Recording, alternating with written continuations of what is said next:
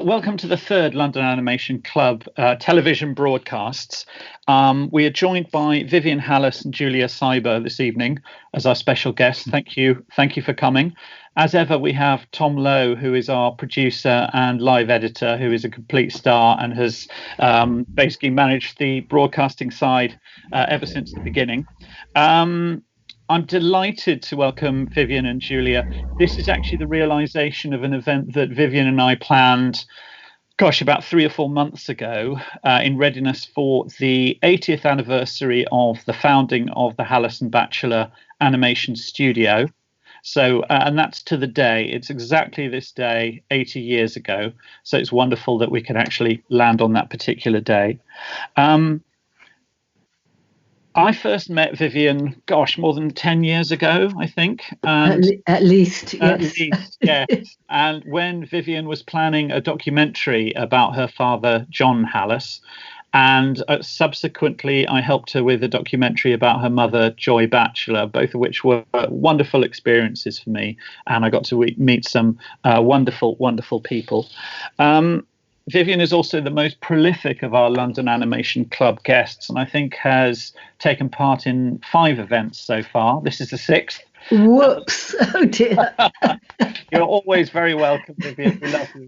And the most recent of which was, I think, 2 years ago. It was a restoration of an unfinished Halas Batchelor project called Know Your Europeans, and I wanted to put it together as a response to Brexit. And one of the things that Halas Batchelor represents as a studio is true internationality and true Europeanness. So I'm sure that John and Joy will be absolutely horrified by what is happening today at the moment. Vivien has put together a marvellous programme of Halas Batchelor films that, in a way, are a response to our current lockdown situation and our technological situation. Julia is the daughter of Matyas Seiber, a close friend of John Halas's, a fellow Hungarian, and was the composer of the majority of the Halas Batchelor films up until 1960, of course, most famously the composer for Animal Farm. Julia is also working on a CD project of film scores of her father's, which I'm hoping she'll talk to us about in the second half. So Vivien is going to give us an introduction to the films we're going to watch tonight. Vivien, this is a marvellous programme you've put together. Can you tell us a little bit about your choice of films? Well, I've chosen them mostly because I wanted to show how in touch my parents were with their own times and the things they went through, and how it kind of resonates with what's going on today. So the first film that I've chosen, The Fable of Fabrics, I have shown it before. To me, it says it all.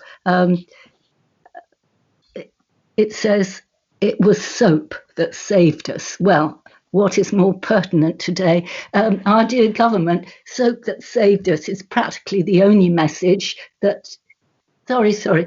Anyway, not sorry. We'll crack on. I was going to actually quickly give you a little bit of background for people that don't know Halas Batchelor, because the other day, having worked on this archive and the collection of films for what must be about 24 years now, I was invited to an online jury for some, it's called the RTS Television Awards. And I was part of a jury, which was great. Chris Shepherd invited me. And there were, 9 of us, including me. So I kind of imagined that people had heard of Halas Batchelor because I've been banging on about it. People in the animation world, even, of 9 of us, including me, 5 had never heard of Halas Batchelor or who or what they were. So I thought, wow, my work here is not done after all. So if you think about it, my parents made animated films for over 50 years. And they had this great belief that the medium was more than just a commercial venture or just for kids, but an art form in itself that encompassed all aspects of image making, movement and music, as John would have said. And you'll see in these films that I've chosen, I hope, that the music plays a really integral role, especially the early ones. And so it's really a treat that Julia's here as well to commemorate her father's work. And as Martin was saying, Matyas Seiber and John Halas were fellow emigres from Hitler's Europe and worked together with a whole network of other artists and writers that all lived in and around Hampstead and Belsize Park. And it wasn't a chic place then, not at all. It was affordable and dirt cheap. So I got dragged into all these films and knowing about them, not just because I lived along while I was a child, and remember, for instance, being in the studio when Animal Farm was done. Okay, well, hi everyone again. I hope you took that little pause as knowing that we're all getting used to this and that you rushed and got yourself a drink or something, because you probably need it. I know we do. Anyway, I was trying to tell you about Matyas and Julia and all that business and Belsize Park and Hampstead and the kind of emigre networking that they all did. But how I got into this was that after my father's death in 95, I was in Paris at the time, actually. I found myself surrounded by this archive and collection of films and scripts and memorabilia that he actually left me to sort out. Because after Joy, my mother, died in 91, just before my own daughter Sophie was born, he persuaded me that my name should go on the letterhead of the company as the director, because Mum wasn't there anymore and he needed another director. Anyway, gradually he pulled me in by the umbilical cord, and I seem to have been involved ever since. And my life as a graphic designer in Paris was suddenly swapped for sorting out the films, the drawings, rights issues, litigation, and mostly making sure that the films were renovated to the latest technological standards. When I started, which is now a long time ago, as we said, everything was still on film or 3-inch tape. Then there were U-matics, Beta SPs, Digi-Beta, followed by digital files, Blu-ray, HD, and all of that. And I just felt it was too much for me. So all these upgrades, which were actually self-funded by Halas Batchelor, had to be paid for sometime. And I thought, well, I need help here. And as John had always wanted to be remembered, it's very important to him that he was remembered, unlike Joy, who didn't care. He also wanted the work of the studio to remain open to study.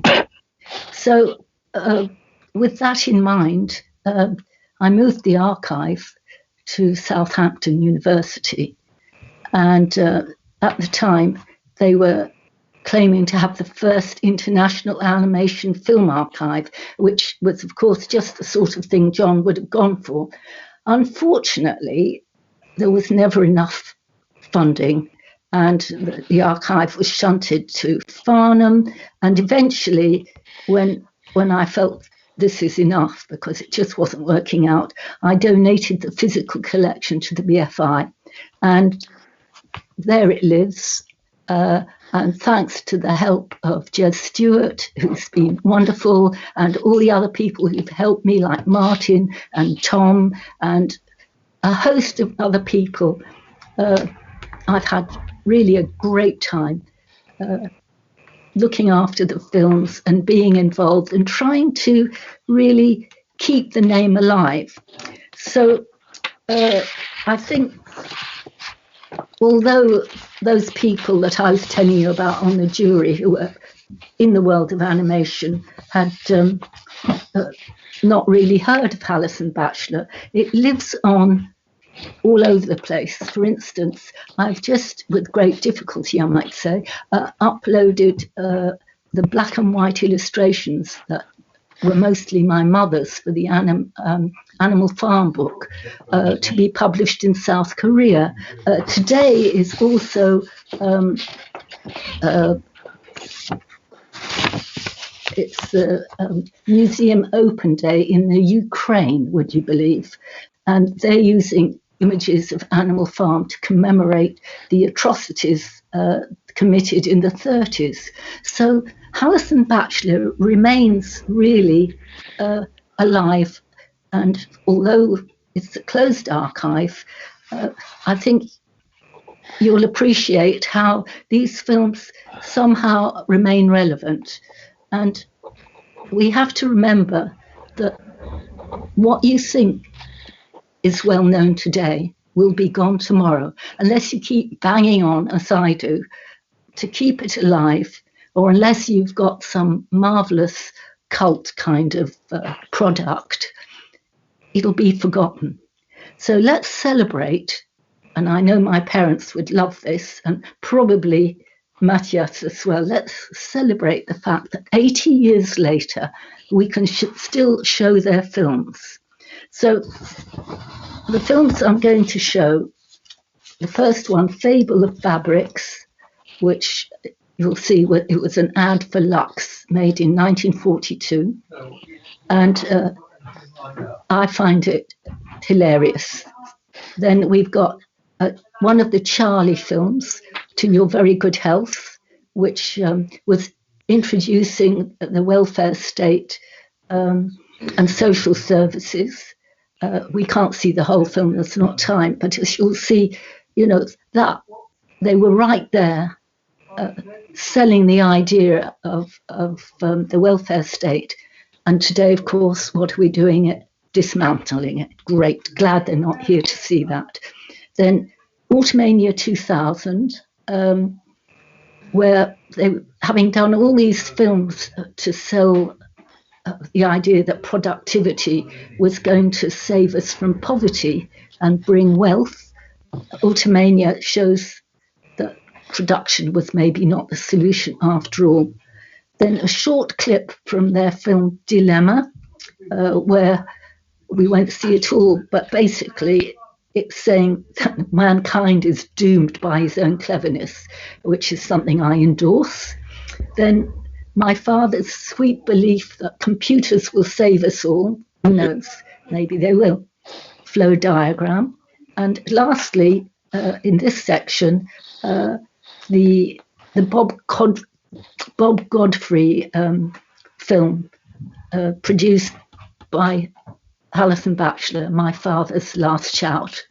So enjoy it, and we'll come back after the first section. Thank you.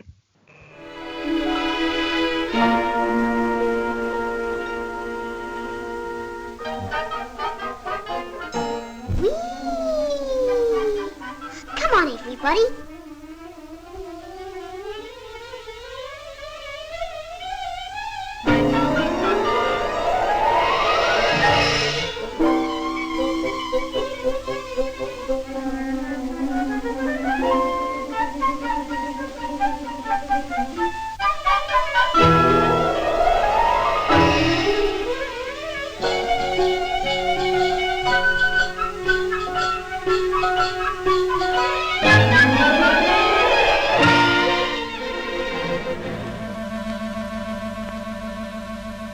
In the past, we've had all sorts of public health services, such as main drainage and water supply.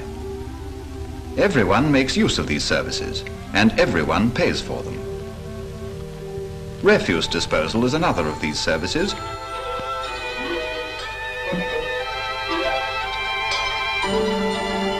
and so is street cleaning. These are all public health services, but the new Health Act proposes to organise personal health services in the same way. There have been many personal health services, but different kinds of financial arrangements. Morning, George. Morning, Charles. Morning. Scientists turned their attention to the problem of supplying the needs of car dwellers. A system of colored signals indicated their wants, and distribution was carried out by helicopter.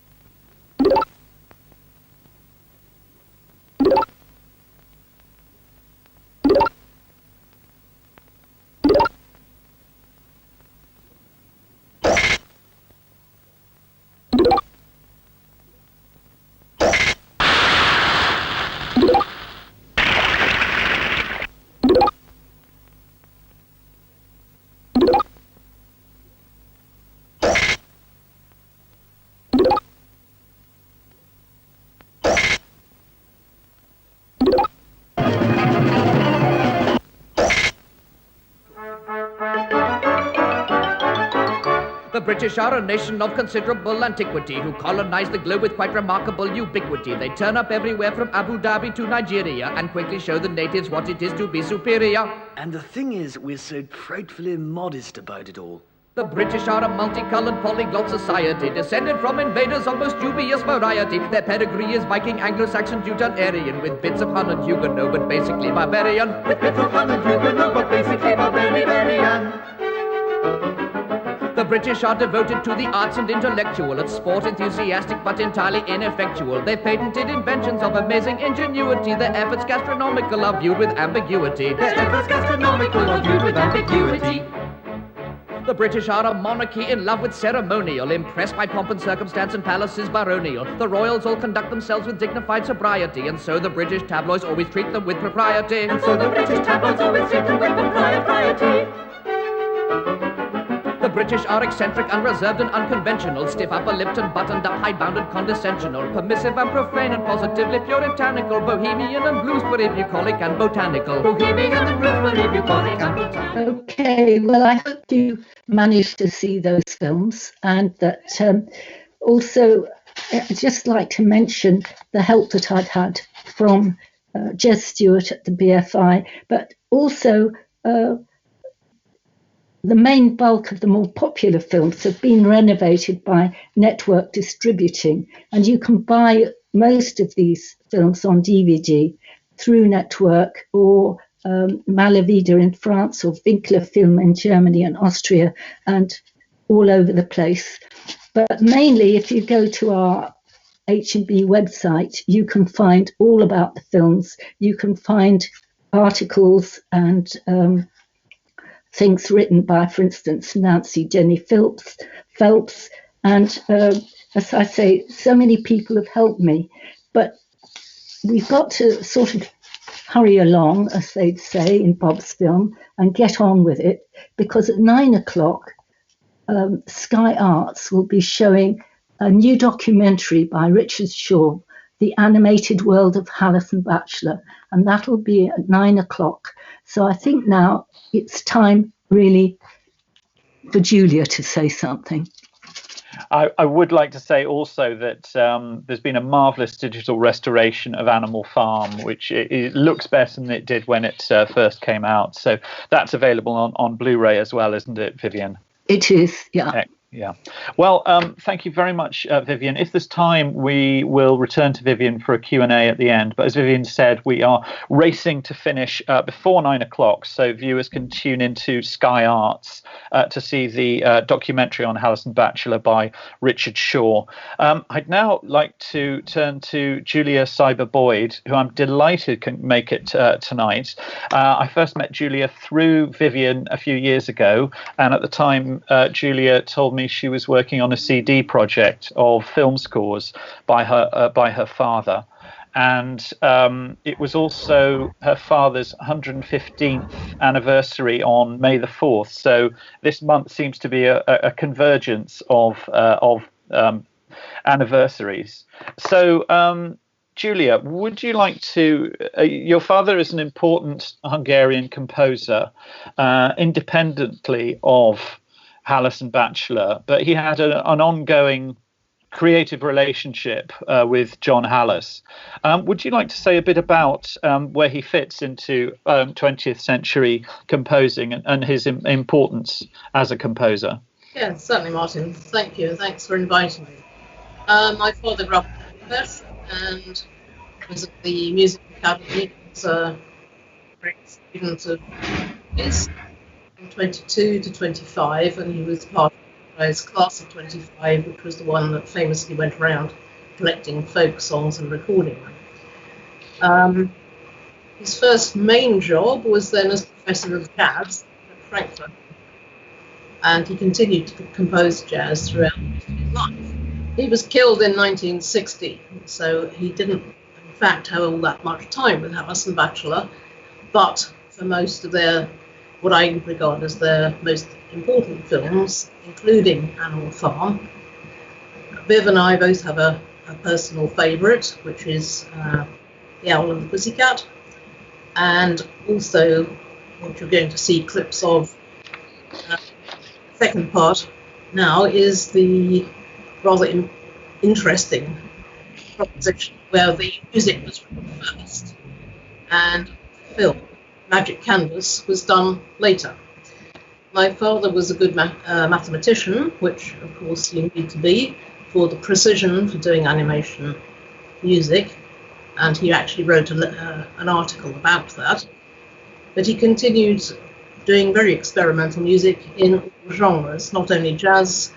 He also had his own choir, modern. So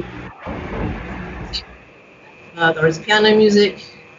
There is a lot of chamber music for various instruments and for vocalists such as Peter Pears, and guitar music for Julian Bream, horn music for Dennis Brain. In the World War II, in the enclave in Hampstead, which Viv mentioned, he came across John Halas and they started to work together. My father also ran something in London called the London Podium with George Mikesh, another emigre who eventually went to Australia. So yes, he had a lot of aspects of his work, this is one of them, but he was regarded mainly as the best teacher of composition in the country for that generation. Now, his work for Halas and Batchelor is, I think, quite remarkable for its variety.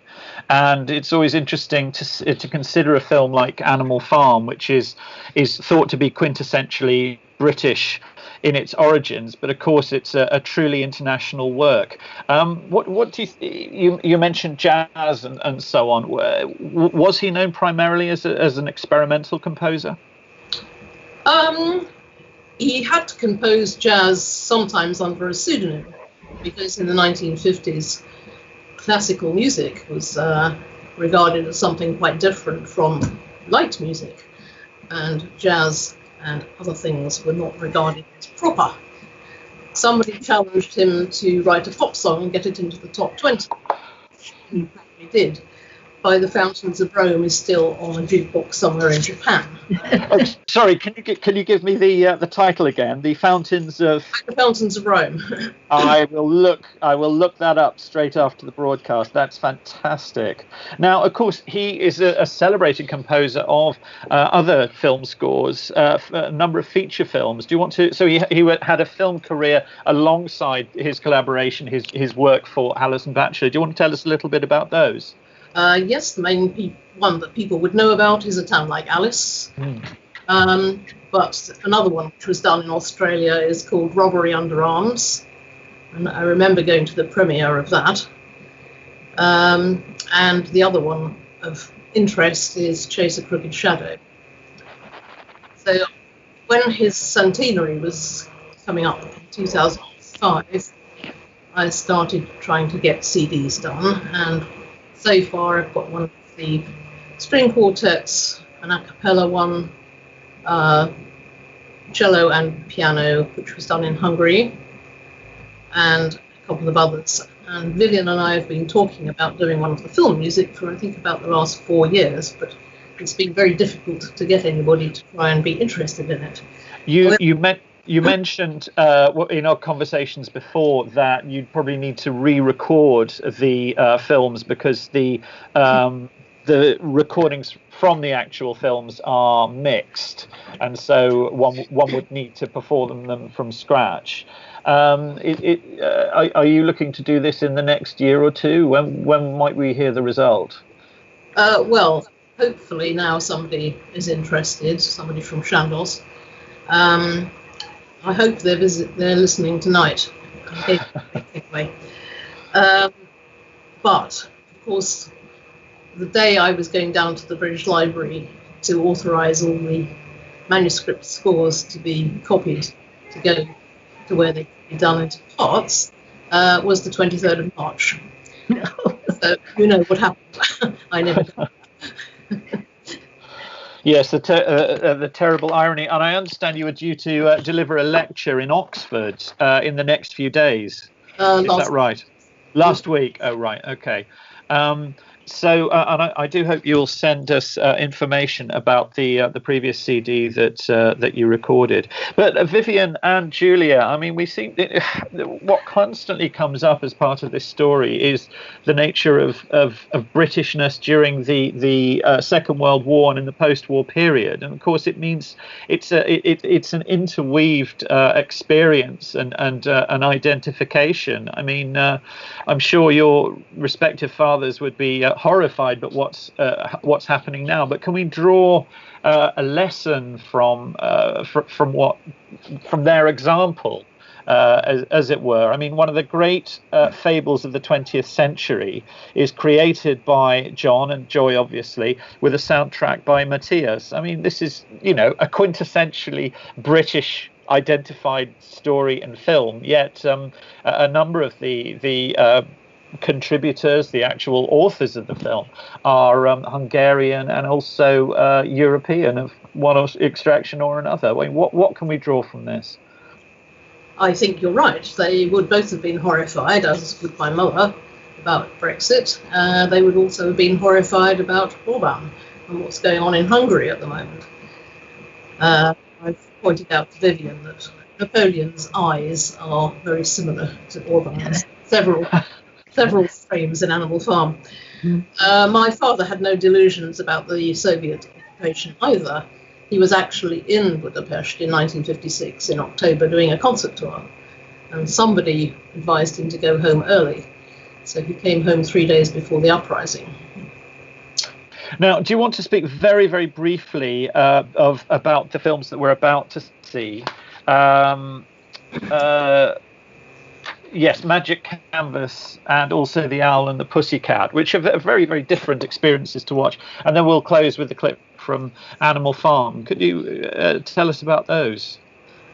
Magic Canvas, as I said, is interesting in that the music was there, done already. It was an existing piece.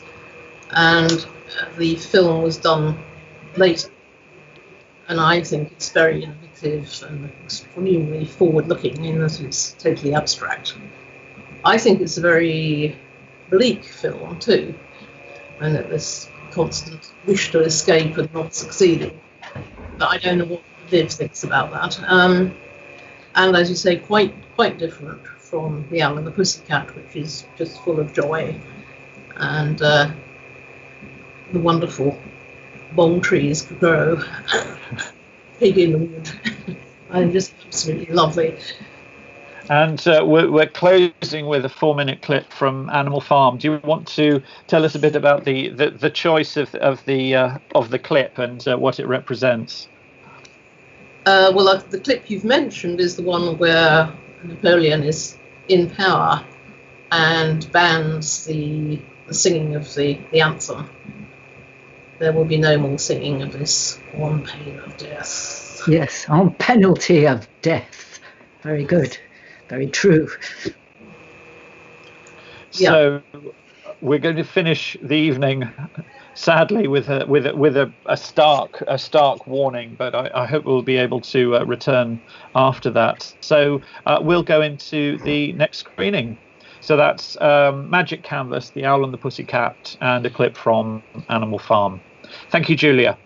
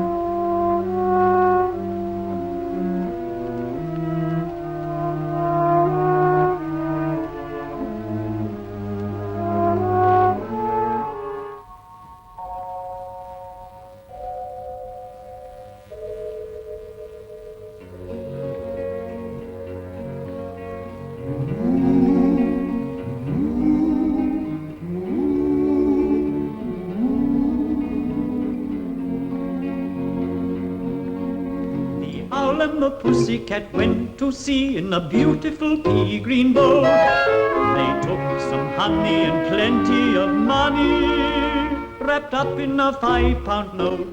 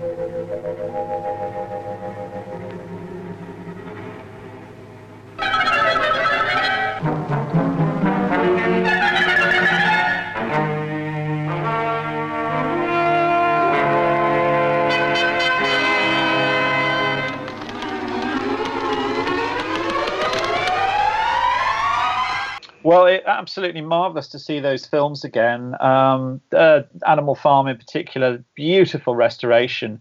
And Vivien told me on another occasion that those are the scenes in which you can actually see areas, elements in the darker areas that look better than they would have done when the film was originally released. It is the right bit. Okay. Yes, yeah, it's good. Wonderful. I just want to show a few books that Halas Batchelor has produced recently. This is the one about Joy Batchelor, obviously. It's a remarkable book. This is the book about the studio, and this is another recent book, although not published by Halas Batchelor.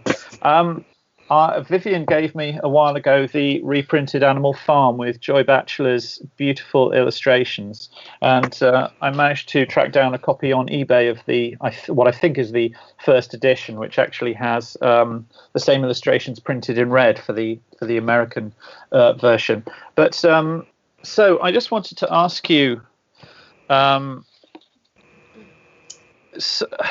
what kind of lesson can we draw from the screening and what we've discussed so far this evening? Your fathers, both Hungarian immigrants. There was, of course, Peter Foldesh and Peter Sachs, who are key figures in British animation. What can we take from all this? Is there a positive message that we can draw from all this? Well, can I just say something? I think that John Halas and Joy Batchelor gave all kinds of people a start in life, especially they welcomed people from other countries. They tried with Asifa to bring everyone together and make it universal. And I would say, if we're going to draw any conclusions, is that if you want to be British and make things work, you probably want to have come from somewhere else in the first place.